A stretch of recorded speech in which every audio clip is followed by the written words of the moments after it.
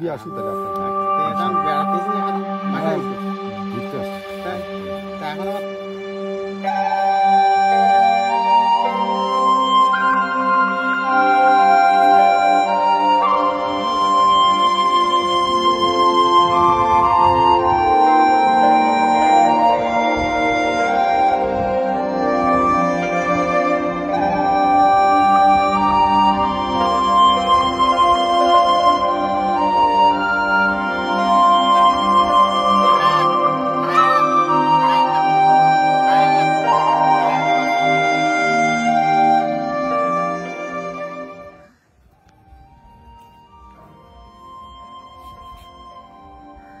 করে রান্নার কাজে 100-র মধ্যে 12% লোকই তৈরি করে। তো এই সমস্ত এগুলো আপনারা কোন বাজারে নিয়ে যান? আমাদের এলাকায় বিক্রি হয়, হোটেলে বিক্রি হয়, সাগরা বাজারে বিক্রি হয়, হোটেল পারুলিয়া বাজারে, বাজারে। কত করে দেয় দাম? আপনার 200 টাকা, 180 টাকা, 220 টাকা, 250 টাকা। এটা কি আটি হিসাবে দেন নাকি পুরা ব্যান হিসাবে? না, ওই আটি হিসাবে।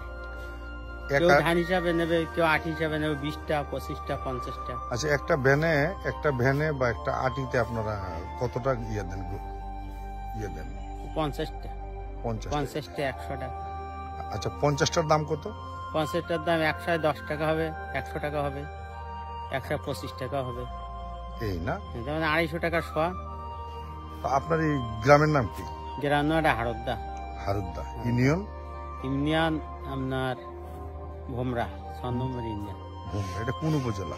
এটা আপনার সাতক্ষীরা। সাতক্ষীরা তো জেলার নাম। সাতক্ষীরা। থানা কোনটা? থানাও সাতক্ষীরা। আগে ছিল খুলনা জেলা, ছিল সাতক্ষীরা। এখন জেলাও সাতক্ষীরা। এখন আপনাদের এখানে যে গোবর দিয়া বা পাটখাটি দিয়া যেটা আপনারা জ্বালানি হিসেবে বানাচ্ছেন, এটা এই অঞ্চলের কতটা পরিবারের মানুষ এটাকে করে বানায়? তা 100-র মধ্যে অন্তত 12% লোকই বানায়। ও আচ্ছা আচ্ছা। গোবর দ্বারা আপনারা এটাকে কি বলেন?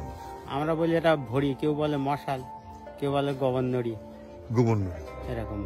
এইটা সাধারণত যে হোটেলে বা মানুষের বাসা বাড়িতে ব্যবহার করে। কি কাজে? ওই রান্নার কাজ না। আচ্ছা আচ্ছা। এটা এই অঞ্চলে এটা কত বছর ধরে বানানো হয়? তো আমি তো বয়স ভোর দেখতেছি। আচ্ছা আচ্ছা। সেটা আজকের তো না। আপনার কি নাম? আমার নাম মোহাম্মদ নজরুল ইসলাম। নজরুল ইসলাম। মানে এই সমস্ত গোবর দিয়ে জ্বালানি জিনিস হয় এবং এটার উপরে আপনাদের এই অঞ্চলের বারোয়ানি মানুষের জীবিকা নির্বাহ করতে চলে। গোবরগুলি আপনারা কোত্থেকে সংগ্রহ করেন? ওই বাড়িতে গরু পুষতে হয়। গরু কি আপনারই আছে? আছে। কয়টা? 3টে। এই 3 গরু দিয়েই হয়? হ্যাঁ, 3টে, কারুর 10টা, কারুর 5টা, কারুর 2টো, একটা। যার যেমন গরু তার তেমন হয়।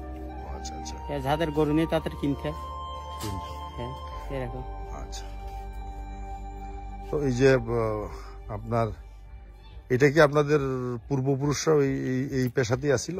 এখন আমি তো বয়স ভোর দেখে আসছি, তো এর আগে কি ছিল কি করে বলেন? আচ্ছা আচ্ছা। এর আগে তো আমি জানি না।